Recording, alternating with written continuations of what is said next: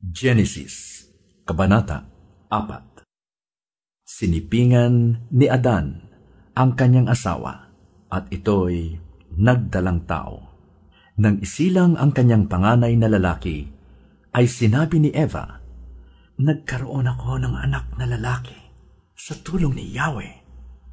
Kaya Cain ang ipinangalan niya rito. Sinundan si Cain ng isa pang anak na lalaki, at Abel naman ang ipinangalan dito. Naging pastol ito, at si Cain naman ay naging magsasaka.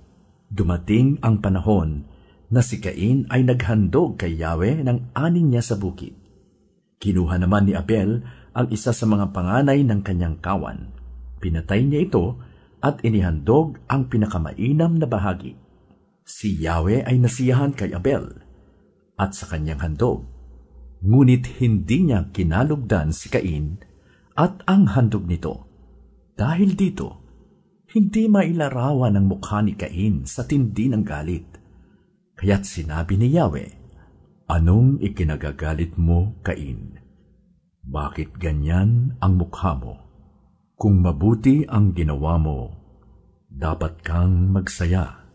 Kung masama naman, ang kasalanay tulad ng mabangis na hayop na laging nag-aabang upang lapain ka. Nais nitong pagharian ka, kaya't kailangang mapaglabanan mo ito." Isang araw, niyaya ni Cain ang kanyang kapatid. "Abel, pumunta tayo sa bukid." Sumama naman ito. Ngunit pagdating nila sa bukid, ay pinatay ni Cain si Abel.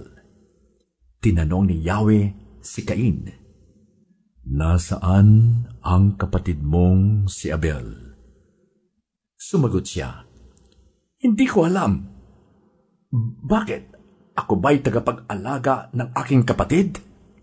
At sinabi ni Yahweh, "Cain, ano itong ginawa mo?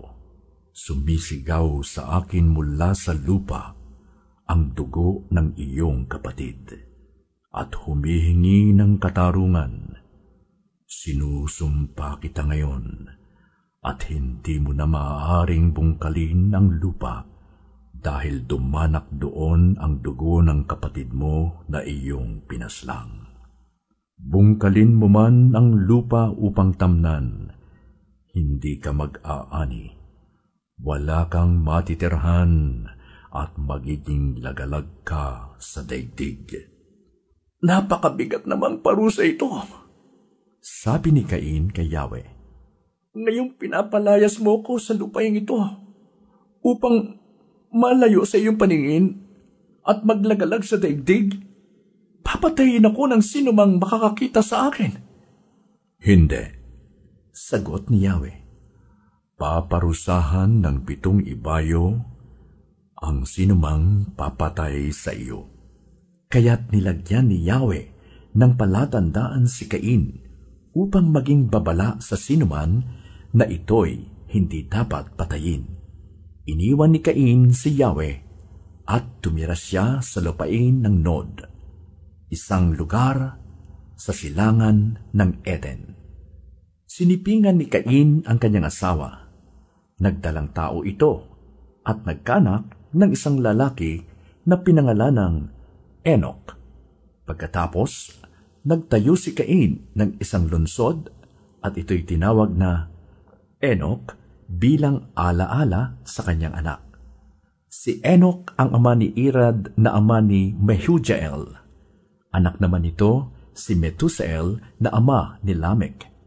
Nag-asawa si Lamech ng 2, sina Ada at Zilya. Naging anak ni Ada si Jabal, ang ninuno ng mga nagpapastol ng mga baka at ng mga tumitira sa tolda.